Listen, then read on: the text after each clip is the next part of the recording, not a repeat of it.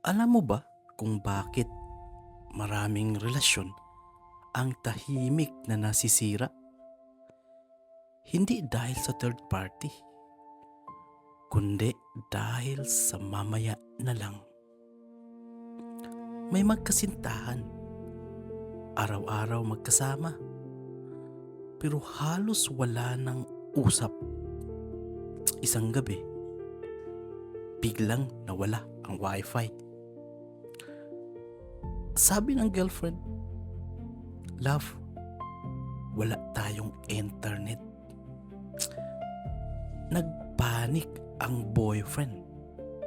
Tinanggal ang saksakan, ni-restart ang modem, tumawag pa sa customer service. Pero habang inaayos niya ang wifi, napansin niyang tahimik ang kanyang girlfriend. Tinanong niya, "Anong problema?" Sagot ng girlfriend, "Ang internet, ilang minuto lang inaayos mo.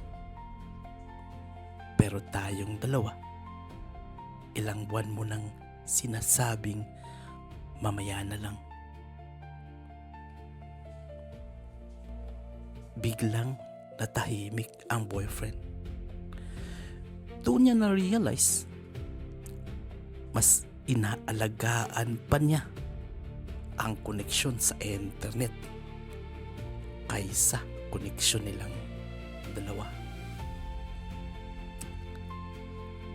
Hindi lahat ng relasyon nasisira dahil may ibang tao.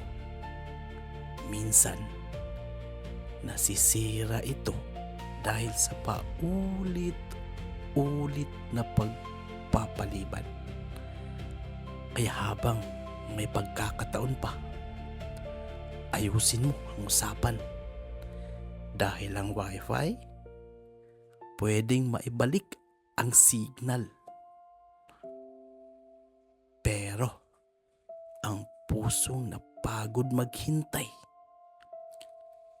hindi laging bumabalik. Katang-isip ang kwento, pero baka totoo ang aral para sa'yo. Hanggang sa muli.